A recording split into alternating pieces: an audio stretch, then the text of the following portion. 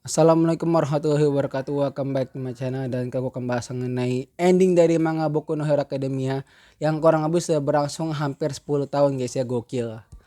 Manga karya Kohei Horikoshi ini berjalan dengan sangat baik dan lancar guys ya. Bahkan menjadi salah satu manga terpopuler di Jepang dan juga di dunia guys. Namun begitu, kabarnya ending dari manga ini mendapatkan sedikit protes karena baik yang merasa tidak terima kok endingnya malah kayak gitu guys ya. Nah, berikut ini adalah hal-hal menarik yang terjadi di ending dari manga Boku no Hero Academia yang selesai di chapter 430-an. Ntar nanti gue tulis aja di chapter berapa guys ya di kolom komen. Oke, kita bahas ini dia. Check this out.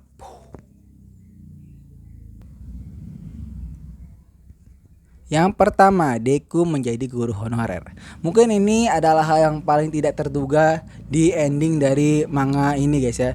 Dimana kalau kita tahu manga shonen tuh biasanya pasti selalu berakhir bahagia untuk MC-nya. Kayak misalnya Naruto yang menjadi Hokage, atau mungkin Tanjiro yang masih mengalahkan Muzan dan akhirnya hidup bahagia terus nikah sama si Kanao. Nah, di manga Boku no Hero Academy ini agak sedikit beda guys, dimana ternyata Deku malah tidak berhasil menjadi seorang hero nomor satu. Karena kalau kita tahu di last fightnya Deku kehilangan kekuatannya dan akhirnya menjadi seorang queer class. Sebenarnya kalau masa Deku menjadi guru itu udah ketebak sih kalau gua ya, kalau gua pribadi. Karena kalau mungkin kalian lihat di season 1, 2, 3, dan 4 animenya Boku no Hero Academia, itu banyak banget momen ketika Deku mengajarkan teman-temannya. Ya entah itu masalah hidupan atau masalah kekuatan atau masalah apapun itu, yang jelas Deku itu seperti seorang guru di mata teman-temannya. Dan mungkin itu seperti sebuah foreshadowing yang mungkin kalau kalian nggak ngeh, ternyata itu malah menjadi ending dari Deku itu sendiri guys ya, dimana dia malah menjadi seorang guru. Sebenarnya bisa aja sih dia menjadi pahlawan nomor satu terus habis itu jadi guru ya, kayak oh Mike, tapi ternyata yang diambil malah jalur dia langsung jadi guru tanpa menjadi hero nomor satunya guys. Tapi kalau emang Deku nggak jadi hero nomor satu tuh siapa nih jadi hero nomor satunya? Bakugo sang hero nomor satu. Ya, jawabannya sudah pasti Bakugo. Karena memang siapa lagi yang bisa menjadi hero nomor satu? Di antara angkatannya Deku, hanya Bakugo dan juga Todoroki lah yang paling cocok untuk menempati posisi satu dari hero terbaik atau hero terkuat yang ada di seluruh dunia. Dan Bakugo adalah orang yang paling cocok karena dia memiliki kemampuan yang bisa dibilang cukup eksplosif dan masif seperti layaknya All Might di masa jayanya guys ya. Nah, kalau Bakugo nomor satu tuh siapa nih nomor dua nih? Nomor duanya itu ditempati oleh Todoroki Shoto. Anak dari Endeavor ini gagal untuk mewujudkan ekspektasi ayahnya menjadi seorang hero terkuat atau hero nomor satu guys ya. Ya ini mungkin cukup menyedihkan ya. Walaupun sebenarnya gue pribadi jujur, gue berharap sebenarnya Shoto yang Natasha Bakugo, karena gue merasa setelah perjalanan panjang yang dihadapi oleh keluarga Endeavor, ada apa ya, ada sedikit keinginan kalau mungkin mereka harus mendapatkan sebuah reward gitu, yaitu anak mereka yang paling dibanggakan Todoroki Shoto menjadi hero nomor satu. Sayangnya sang author tidak merestui hal tersebut dan membuat Shoto berada di posisi kedua di bawah dari Bakugo.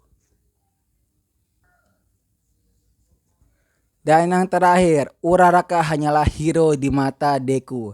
Ini sebenarnya salah satu yang cukup bikin gue kesel sebenarnya. Karena ternyata di endingnya itu sama sekali tidak diperlihatkan Deku akhirnya menikah atau whatever else, terserah mau pacaran mau apalah pokoknya sama Uraraka.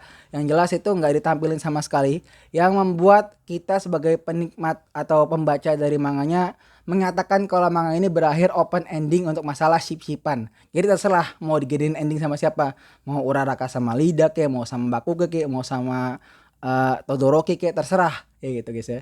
Ini sebenarnya cukup mengecewakan karena kalau kalian lihat di beberapa kali momen ketika Deku sama Uraraka, kita dapatkan momen yang cukup romantis yang menurut gue tuh harusnya itu menjadi apa ya, final ending dari manga ini gitu guys ya.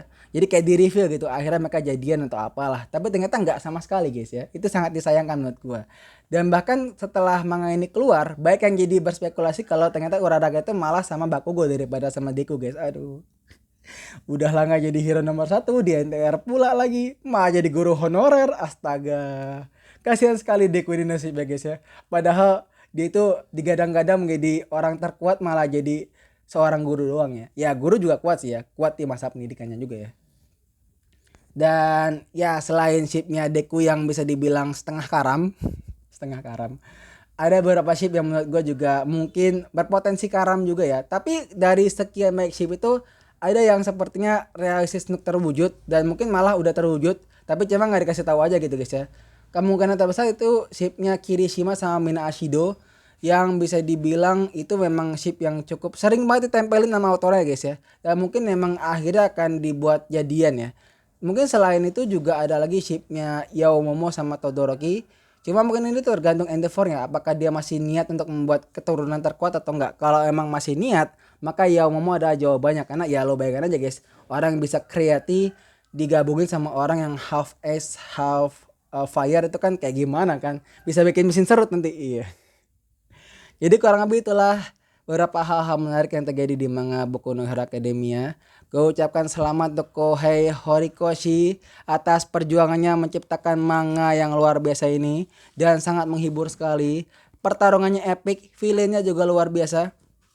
Gue paling suka bagian ketika dia membuild villainnya menjadi lebih kuat ya, karena kalau kayak kan di season 1, season 2 itu kan villainnya kan kayak kesannya abal-abal, kayak cuma nyerang gitu doang terus udah hilang kan.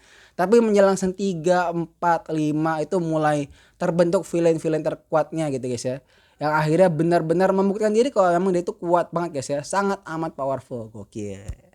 Itu yang gue suka guys ya. Dan catatan penting ya, sangat sulit sekali menjadi mangaka yang bisa bertahan sampai 10 tahun guys ya. Makanya ini sebuah prestasi yang sangat luar biasa bagi seorang Kohei Horikoshi. Wih, mantap.